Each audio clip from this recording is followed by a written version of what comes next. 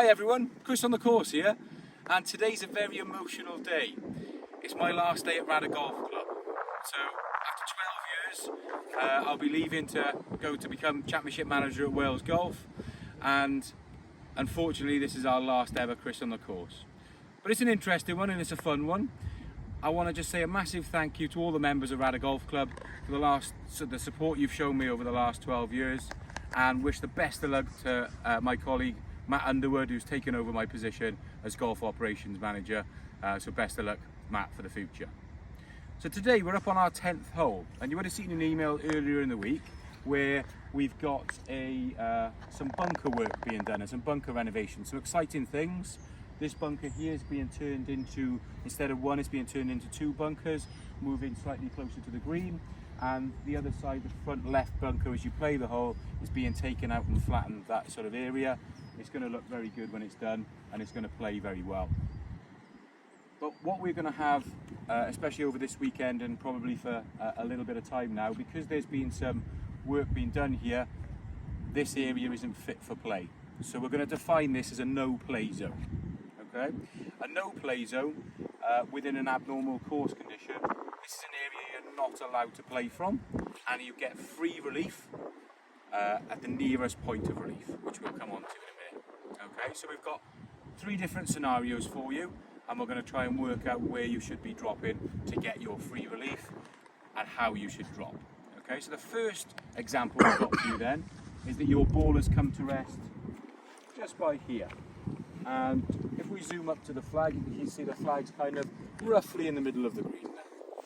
Okay, so as I mentioned, you're going to be here finding the nearest point of relief. It's the nearest point, not the nicest point. So you've got to remember that every time you take a drop like this, you're always trying to find that nearest point. And it's once you've taken your stance with the club that you're intended to use and hitting in the direction you're intended to hit on. So for example, I've got a wedge here. I'm going to leave that ball there for a second, and I'm going to just kind of work out where the nearest point to that ball, no nearer the hole, would be for me to take a stance and swing and not be affected by the no play zone. So I'll do something like that. Good practice sometimes is to stand. If you want to come around by here just for a second, just to kind of stand like this. If you stand like this with your body this way with the ball and 90 degrees to the flag, then that's quite good to see what is nearer and what's not nearer the hole. So I'm kind of looking in this sort of area here. So I'm going to take my stance, this type of shot that I'm going to play, something like that, and I'm going to mark the spot in which the ball would be in that position. Okay. Then I get 1 club length from that point. That's called our reference point, and we can use any club in our bag apart from our putter for that. So I've got a driver here, again no nearer the hole,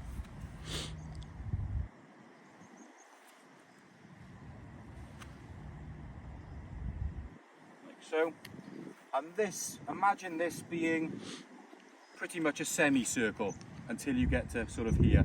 That's the area that you're allowed to drop in. It doesn't have to be exactly between those lines, as long as it's no nearer than 1 club length away with the driver from that reference point. So at this point, I will pick the ball up. I'm allowed to clean it if I wanted to, and then I'm going to drop the ball at knee height.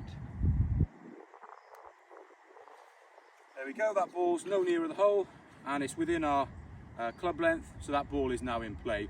You can then pick your tees up. Okay.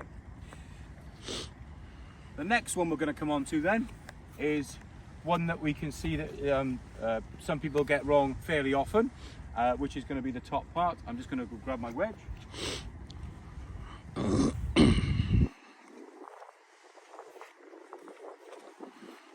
So this is a slightly different angle, and you can see that we're now further back within the no play zone. So we've got to find our nearest point of relief. And if we sort of think about where that could be, well, going over to the side here is quite a big distance. Coming backwards, a much shorter distance.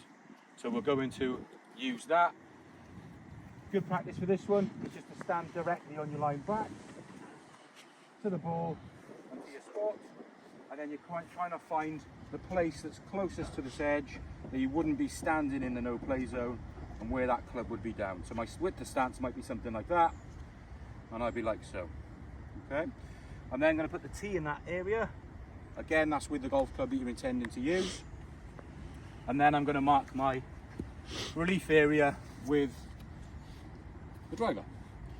So here, I think will probably be, you've got that club length anyway, but let's go backwards this way, just to show you a different way of doing it. And you can see that backwards, we then pick the golf ball up. Again, you can clean it if you want to, and then we're going to drop it at knee height. So even though that ball went forward towards the target, it did not go outside of the relief area. So that ball again is in play. It has not gone closer to the hole than this reference point, so it is in play. And maybe have a little double check. Yeah, okay, we're not in the no play zone. Perfect. Okay, that's the second one. Now the third one. We're going to go right round to the other side. Oops.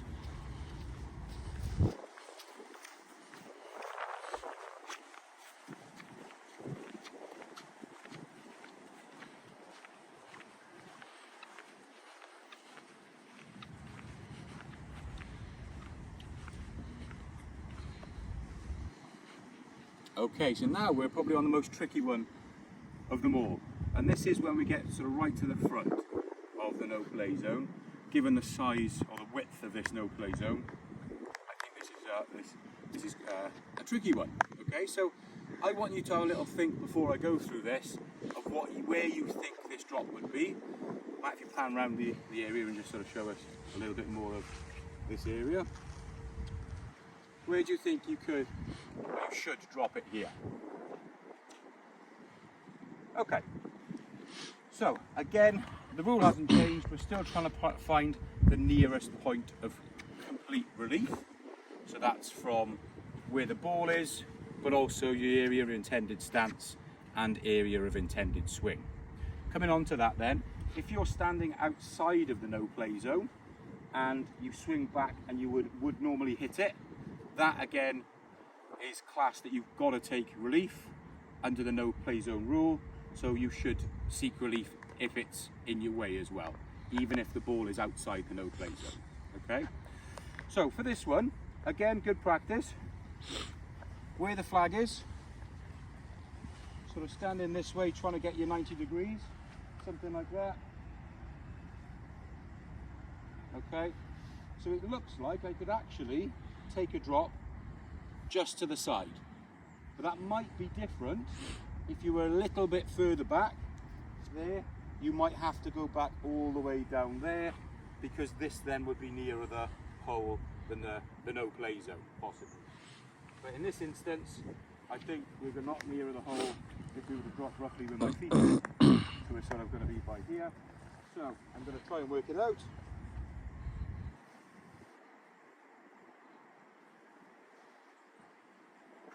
Again, I'm trying to get my distance with the driver. You don't have to go for the driver, by the way. You can do it still with your wedge if you find that easy.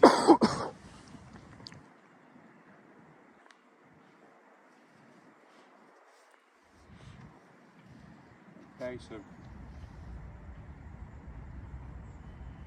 go. Again, you can clean it, and we're going to take a drop. Okay, so that's within the relief area, and that ball is now in play. Like I said, there's lots of different scenarios here, but the main one thing to remember is the nearest point, not the nicest point, as long as you're not obviously in front of where the ball is lying and that no play zone. Okay, so that's it from me. Last ever Chris on the course. Thanks again everyone, and I'm sure I'll see you at the club soon. Bye.